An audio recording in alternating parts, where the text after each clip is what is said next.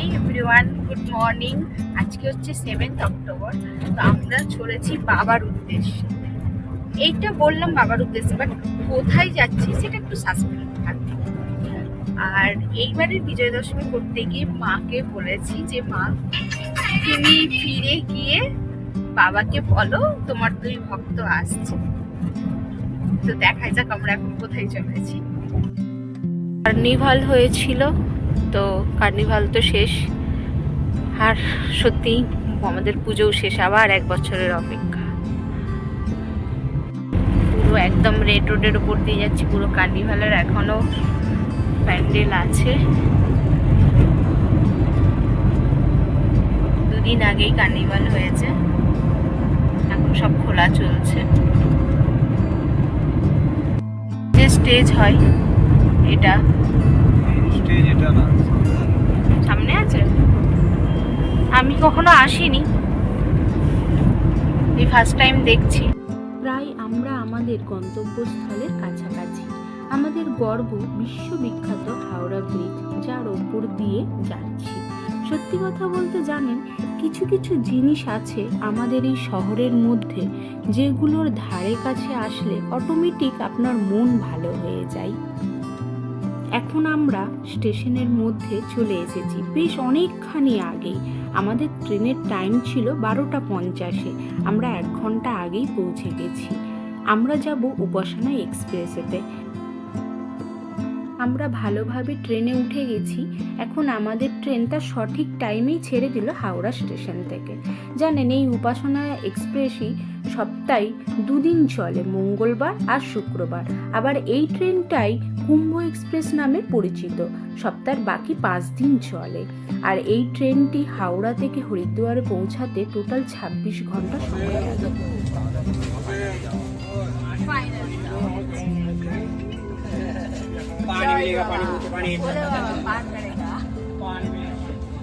Howrah station থেকে total 3টি train হরিদ্বারের উদ্দেশ্যে রওনা দেয়। তার মধ্যে তো 2টো ট্রেনের ডিটেলস আমি বলে দিলাম।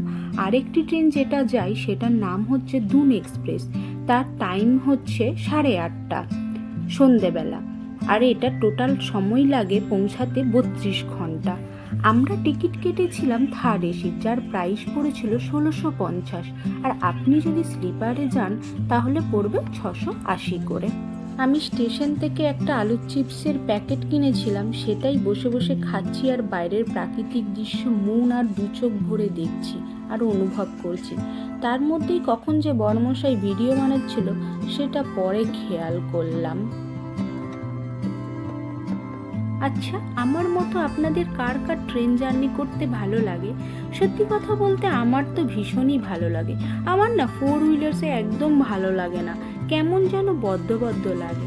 দেখুন না, আমাদের এই বাংলার মাটিতে কি সুন্দর ফসল উৎপন্ন হচ্ছে, কত গাছ, চারিদিকটা সবুজে ঘেরা। আহা, দেখলে চোখ জুড়িয়ে আসে, এমনি এমনি শরীর মন সব ভালো হয়ে যায়।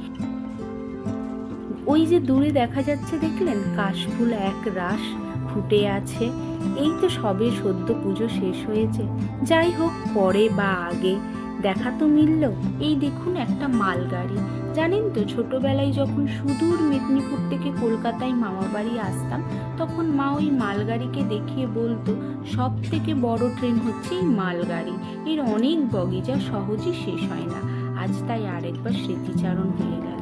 এই যে এখন দেখছেন আমরা আসানসোলে পৌঁছে গেলাম। আমাদের ফার্স্ট অফিস ছিল আসানসোল, যেখানে গাড়ি 10 মিনিটের জন্য দাঁড়িয়েছিল। জানেন, আমি এই প্রথমবার ট্রেনে করে ঘুরতে যাচ্ছি, আমার ভীষণ মজা হচ্ছে। এটা আমার কাছে একটা আলাদাই অনুভূতি।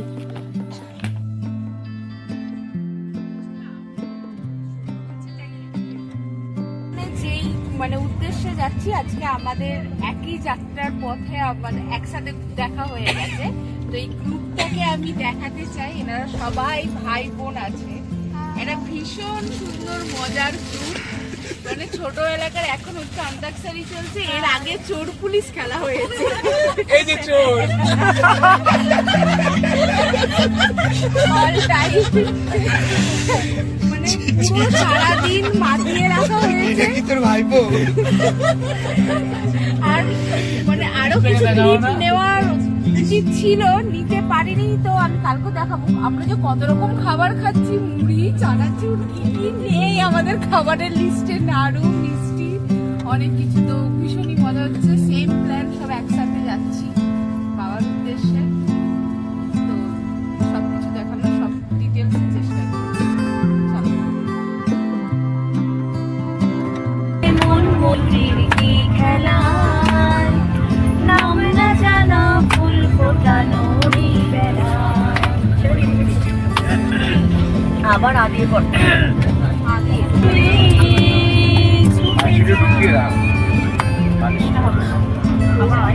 অবশ্যই আরে কত গান আছে, যখন গানের আনন্দ বেশি কিন্তু টাইম দেওয়া যাবে না, এই বেশি টাইম দেওয়া যাবে না। আমি বলছি নো টিকটিক ওয়ান নয়। ও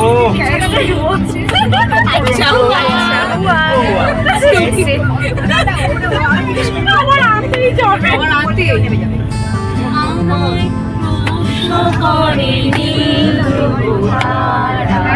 আর কত প্রগতি সাহারা যা কিছুই দান দিতে পারি নাই, শুধু পথ চেয়ে গেল হিন্দুস্তান हमारा हमारा सारे जहां से না হলে আগে থেকে বলে দিবি, হ্যাঁ তাহলে একসাথে নষ্ট হয়ে যাবে না।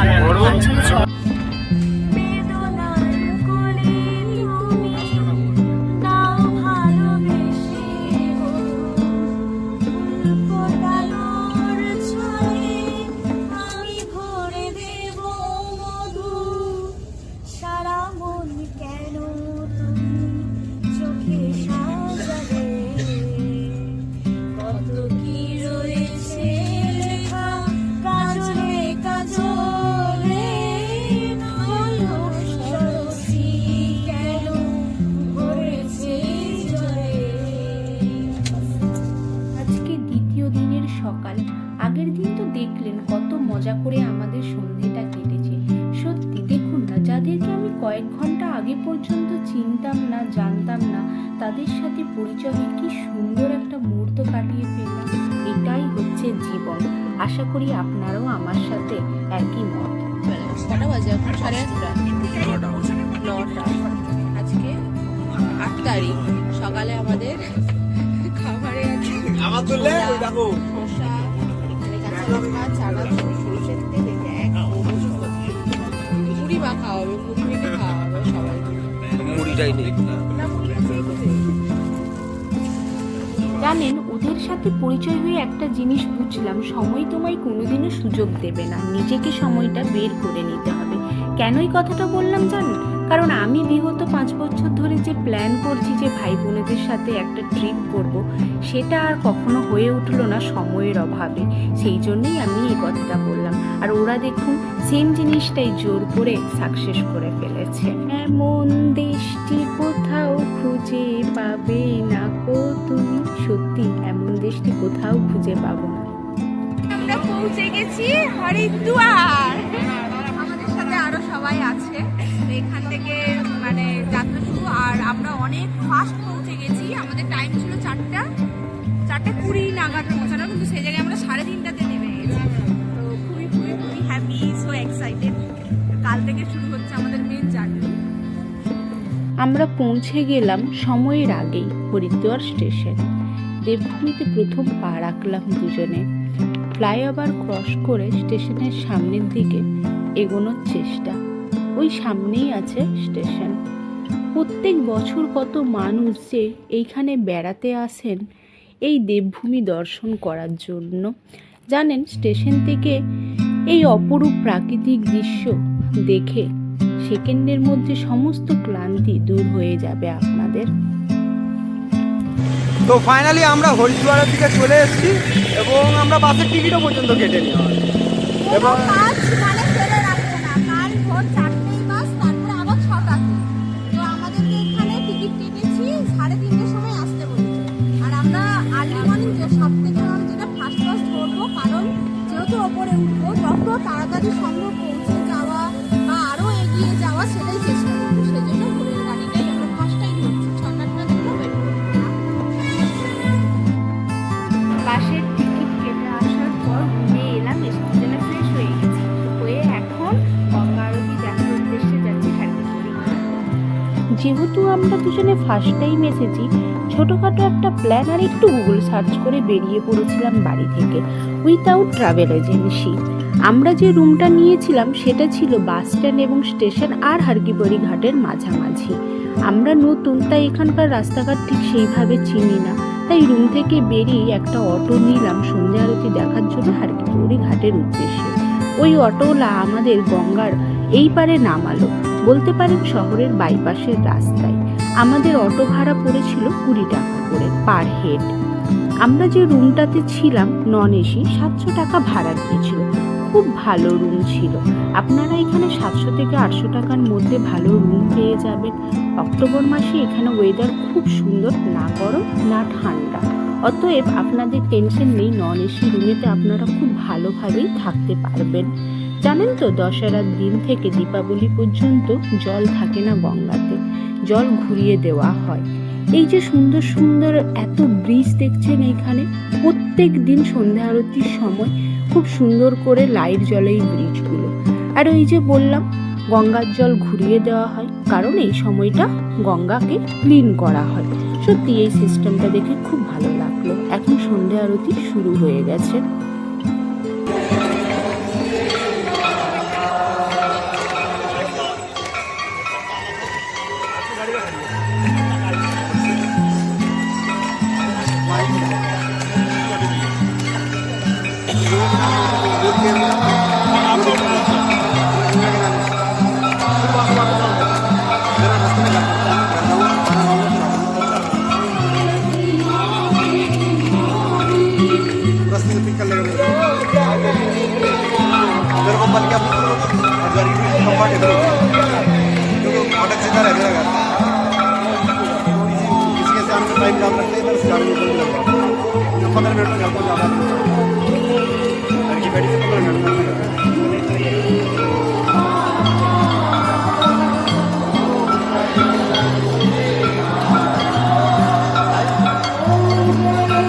আরতি শেষ হয়ে গেল। আচ্ছা, আরেকটা জিনিস বলে রাখি, এই আরতির টাইমে জলটা কিন্তু ছাড়া হয়। দেখুন গঙ্গাটা কিভাবে ভরে গেল।